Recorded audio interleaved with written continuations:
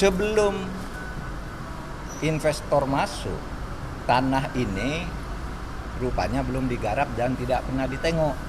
Aktivis pemilu Ainun Najib membeberkan fakta jumlah warga di Pulau Rempang mengikuti pemilu untuk membantah ucapan Menko Polhukam Mahfud MD yang menyebut bahwa tanah itu belum digarap.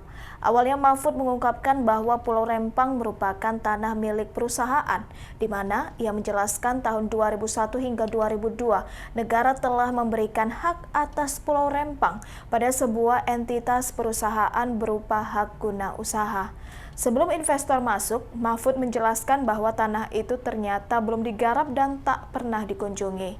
Hingga kemudian pada tahun 2004 dan seterusnya, menyusul dengan beberapa keputusan, tanah di Pulau Rempang itu diberikan hak baru kepada orang lain untuk ditempati. Masalah baru muncul ketika di tahun 2022 ada investor yang akan masuk. Pemegang hak guna usaha kemudian datang untuk mengecek tanah di Pulau Rempang.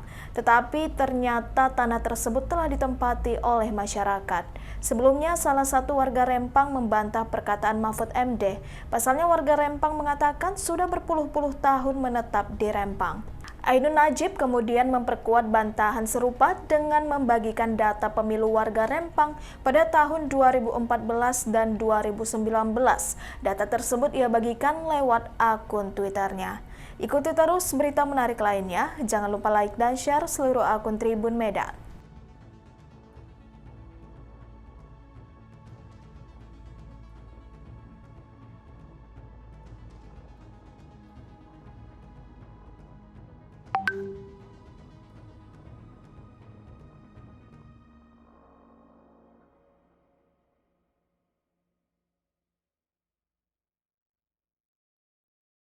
Ya, kita tetap secara hukum minta kepada aparat penegak hukum untuk menangani masalah kerumunan orang itu atau aksi unjuk rasa atau yang menghalang-halangi eksekusi hak atas hukum itu supaya ditangani dengan baik dan penuh kemanusiaan.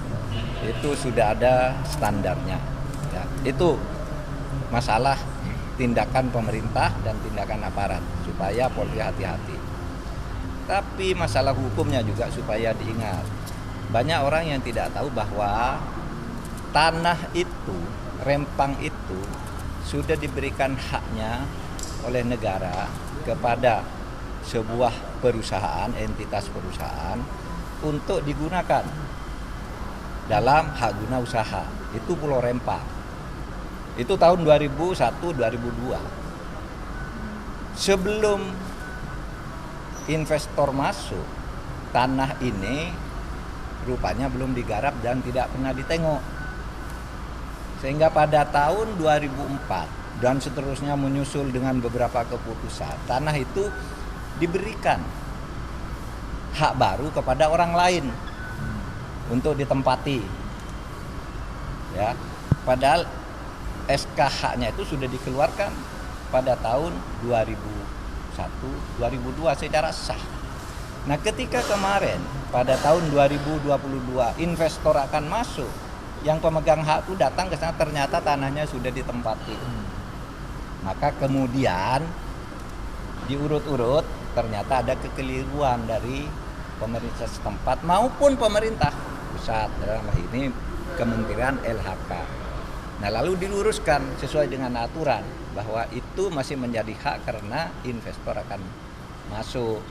Nah, proses pengosongan tanah inilah yang sekarang menjadi sumber keributan, bukan hak atas tanahnya, ya, bukan hak guna usahanya, bukan hak guna, tapi proses, karena itu sudah lama kan, sudah belasan tahun orang di situ, tiba-tiba harus pergi misalnya. Meskipun menurut hukum kan tidak boleh, karena itu ada haknya orang kecuali lewat dalam waktu tertentu yang lebih dari 20 tahun.